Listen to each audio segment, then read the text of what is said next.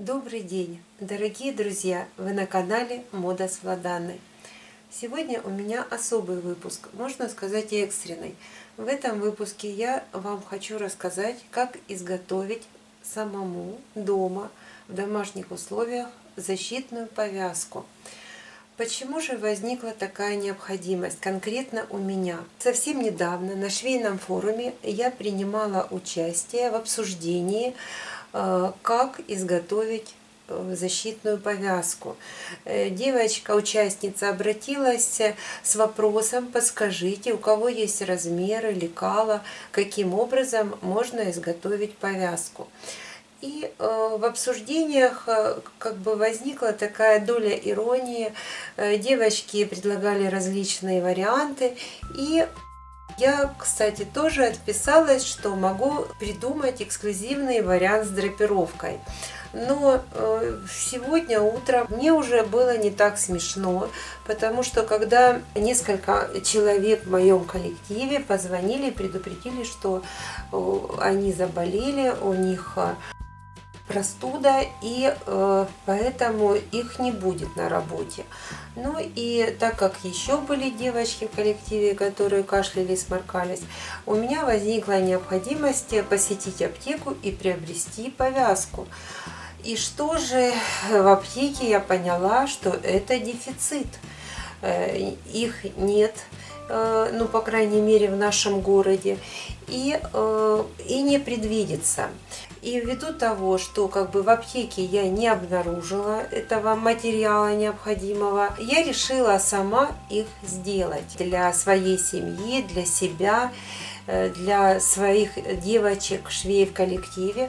У меня в домашней аптечке нашлась одноразовая повязка защитная, по которой я сделала лекала, сделала выкройку с размерами. Выкройка — это прямоугольник, размер его 23 сантиметра на 18 сантиметров. Это вместе с припусками.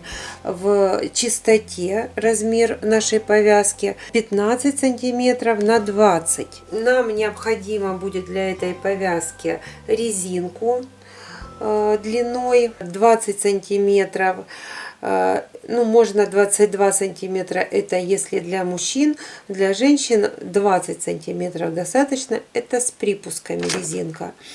В чистоте резинка 18 сантиметров для женщины, для мужчины 20 сантиметров. Ну, а для ребенка это уже индивидуально, вы сами можете отрегулировать длину вашей резинки. И нам необходима будет проволочка длиной 10 сантиметров, которая будет вставляться в верхнюю часть нашей защитной повязки, вот здесь вот, для того, чтобы было плотное прилегание в верхней части, вот здесь по носу. Для того, чтобы сделать вот подобную повязку, я взяла подручные материалы. Я взяла ситец, вот такая ткань, в один слой, потому что я попробовала, сделала первоначально в 2 слоя, и дышать было тяжело. А вот в 1 слой это так же, как все равно, что повязка из марли в 3 слоя. То есть здесь через вот этот вот полотняное переплетение можно дышать, но в то же время вот этот материал ситец задерживает пыль и вредные взвеси в воздухе. Резинка может быть любая, какая вот у вас есть дома. Это может быть резинка шире, уже, может быть вообще вот такая вот шляпная резинка. То есть все, что есть дома. Также нам необходима будет проволочка. Вот у меня дома нашлись такие эластичные проволочки. Это вообще не проблема. Проволочка, которую можно разрезать ножницами. Нам необходимо 10 сантиметров. Так, значит, проволочка. Резиночку сейчас я отрежу. Вот я отмеряю 20 сантиметров.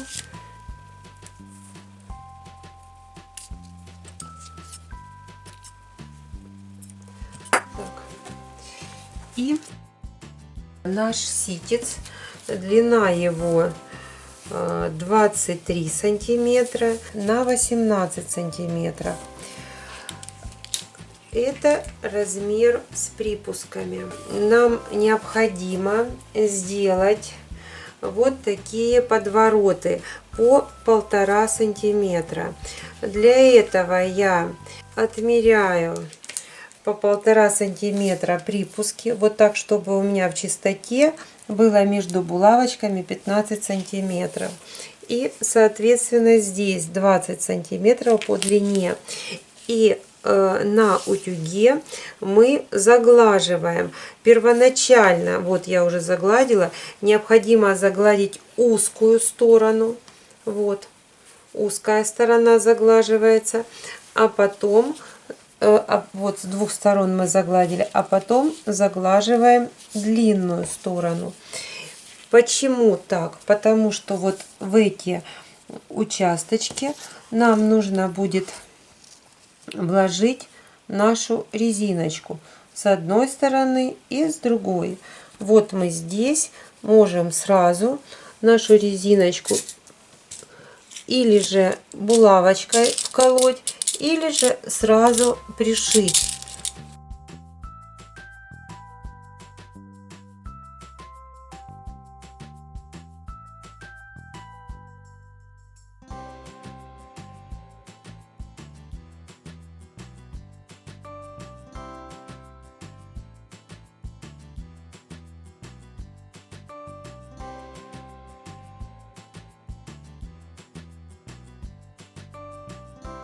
Вот в этой части у нас будет вставлена наша проволочка. Вот мы ее вот сюда размещаем и тоже закалываем. Так, теперь осталось сделать складочки, которые, вот эти складки, вот они, 3 складки, 1, 2, 3. Для того, чтобы сделать эти складки, нужно нанести размеры. Размеры мы, эта сторона 15 сантиметров, и очень просто по 3 сантиметра мы делим на 5 одинаковых частей эту сторону.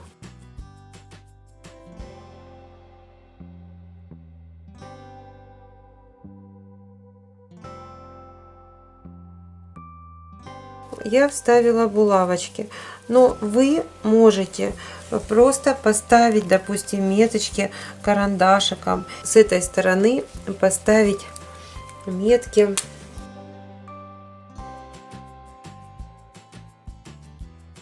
Вот мы поставили наши меточки.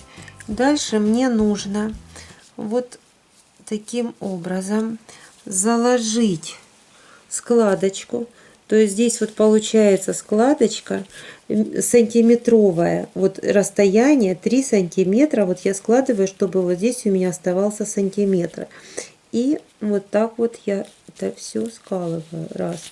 Дальше я складываю. Вот.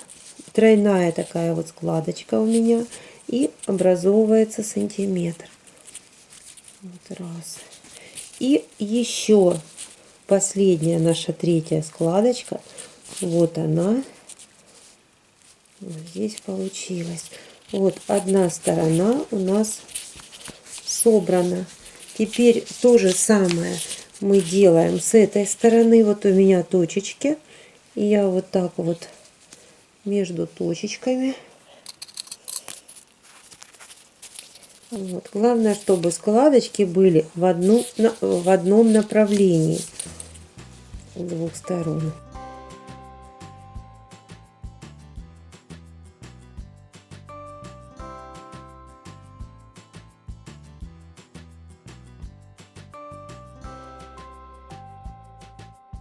Осталось нам просто здесь сшить.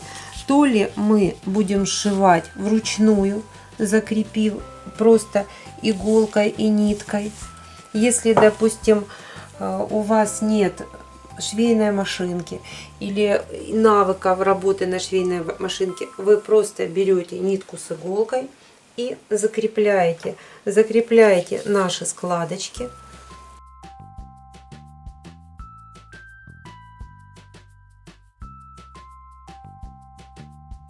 Сильно здесь каких-то особых навыков не нужно. Я думаю, каждый себе пришивал пуговицу в жизни хоть раз. Вот это из той же серии. Вот я 3 складки закрепила, они держатся. Теперь точно так я закрепляю нашу резиночку. Резиночку нужно, ну вот я до конца могу пройти. Так, вот я закрепила, вошла в резиночку и закрепляю ее по резинке. Вот резинка идет, и я как раз вот несколько стежков делаю, чтобы она не оторвалась. Вот я ее закрепляю. Ну, что будет собой представлять эта повязка? Эта повязка будет многоразового использования.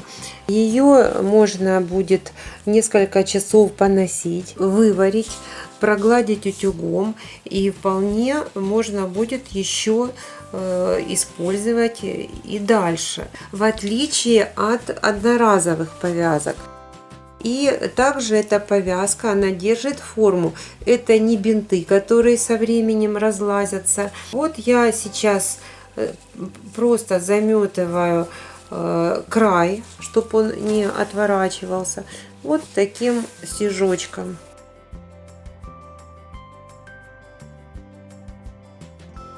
Вот я подошла к другому уголочку, и вот здесь вот я уже делаю несколько закрепочек таких, пришивая нашу, фиксируя резинку. Вот сейчас я ее зашила, и можно завязать узелок. Так, этот край сформирован. Теперь мы зашиваем наши 3 складочки с другой стороны.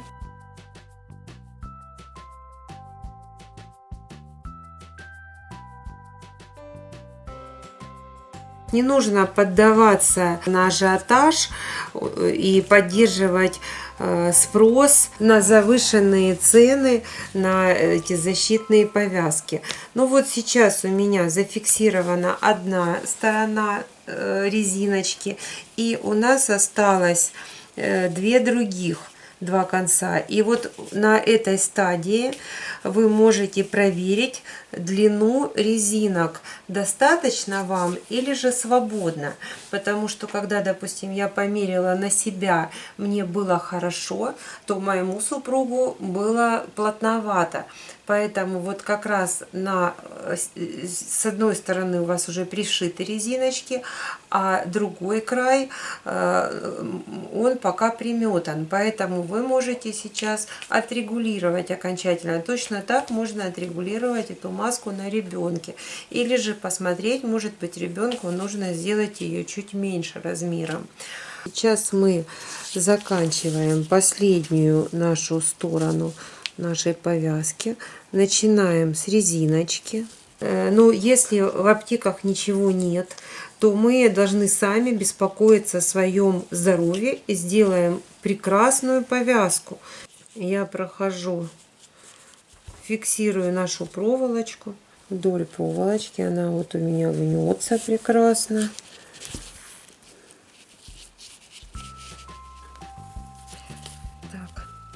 Повязка своими руками, без швейной машинки, у нас готова из подручных материалов.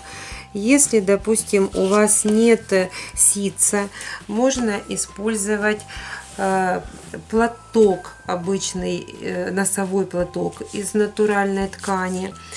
из платка может получиться несколько таких повязок. Или же, допустим, простынка, детская пеленочка может тоже прекрасно нарезать из детской пеленки много таких повязочек. То есть она тоже может нам пригодиться. Ручная работа из ситца. А это повязка сделана на машинке, прострочена. Здесь я делала ее просто с одним подворотом. Тут уже сделано более качественно. Но это опять же, если девочки умеют шить, то они без труда выполнят по моим меркам подобную повязку. То есть здесь все просто. Опять же, первым делом нужно загнуть. Вот у меня есть заготовочки. Вот я на утюжочке я загладила, двойной подворот сделала. Вначале я загладила узкую часть нашей повязки, а потом вот с двух сторон, а потом загладила длинную. Аккуратненько все эти уголочки сложила, чтобы в эту часть вот так вот вставить нашу резиночку и застрочить это все, прострочить, зафиксировать вот здесь вот резинку, несколько закрепочек поставить. Вот потом точно так же разделить этот участок на 5 частей по 3 сантиметра, выложить наши складочки. То есть все очень просто. Это мы сделали многоразовую повязку, но можно делать одноразовые повязки. Вот у вас наверняка дома есть вот такой халат медицинский, вот такая накидочка, которую не жалко будет порезать на одноразовые защитные маски. Это такая же ткань. Если мы сделаем в 2 раза, сложим и нарежем по нашему размеру, здесь нам уже не нужно оставлять припуски. Здесь этот размер в чистоте 15 на 18 сантиметров. И вставим наши резиночки с двух сторон и по линии сгиба вставим проволочку, то у нас также заложим складочки, также будут сделаны одноразовые такие повязки с подобной накидки, которая, кстати, есть в аптеках. Я сегодня заехала, и вот такого добра пока еще достаточно. Вот, поэтому мы можем сами своими руками наделать таких повязок одноразовых. Что это за материал? Это агроволокно, которое также называется спандбонд. Этот материал можно найти в строительных магазинах, можно найти в агромагазинах. И он может быть как черного цвета, белого цвета, голубого цвета. То есть как бы этот материал не проблема. И через него как раз очень хорошо можно дышать в 2 слоя. Но я могу буквально сразу вам показать, как вот из него вырезать. Мой образец. Вот здесь он уже в чистоте. По ширине 15 сантиметров, а по длине 20 сантиметров. Это моя повязка. Вот я отрезаю от накидки. Отрезала. Этот материал, его можно гладить без пара. Я прогладила, попробовала уголок, он прекрасно гладится без пара. Так, ну и сюда мы вставим нашу проволочку. Вот я ее сюда вставлю. Сразу я ее вкладываю. наша резиночка. Вот на резиночках нужно оставить припуски сантиметровые. И здесь мы можем по этой ткани строчить на машинке. Ну или же, кто не умеет, может вручную сметать, так же как я сметала перед этим. Вот я могу показать вот здесь на нашей накидке, на машинке сделаны швы по плечам и вот закрепки, поэтому по этой ткани можно строчить, и она не разлазится, ничего с ней не происходит. Поэтому вот она достаточно прочная, в принципе достаточно густая строчка, стежок, поэтому смело можно строчить и делать закрепки на машинке. Сразу нужно заколоть наши складочки и одним швом прострочить по периметру. То есть точно так, как я на ситце намечаю, ставлю точечки 3, 6, 9, 12.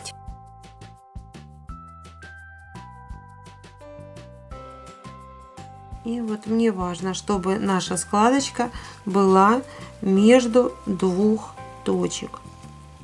Вот я ее вот так вот фиксирую.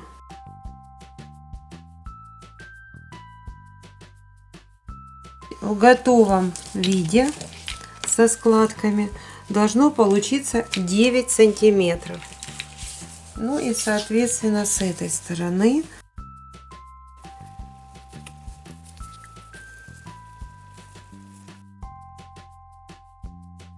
если кому-то будет сложно вот так как я сразу заложить, можно себе сделать более такую разметочку, вот так вот сделать больше стежок, вот, а здесь поставить точечки, и тогда вы сможете вот по точечкам вот так вот, видите, вот как раз по точечкам все это сложится в складочку.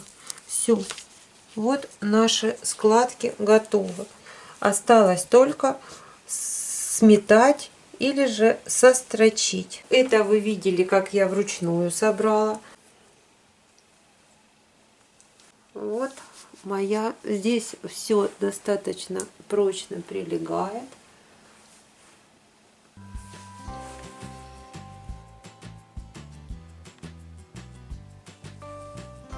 Ну что, приступим.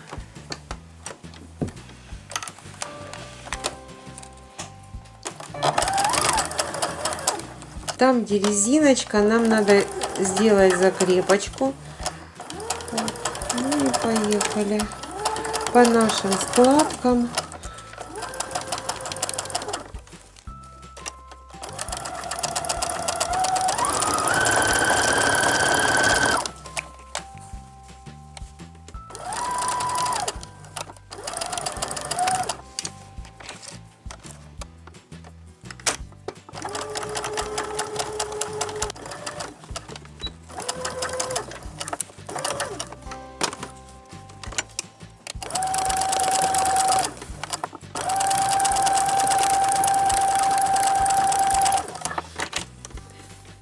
Так, ну что, моя повязка с драпировкой готова. Таких 3 складочки с одной стороны и с другой, с проволочкой, с каркасом, с косточками. Так что, хотя надеюсь, что нам эти повязки не пригодятся. Да, пожалуй, резиночки мне нужно сделать поменьше. Это повязочки будут для моего супруга и любимого зятя. Поэтому вот такая чудесная повязочка.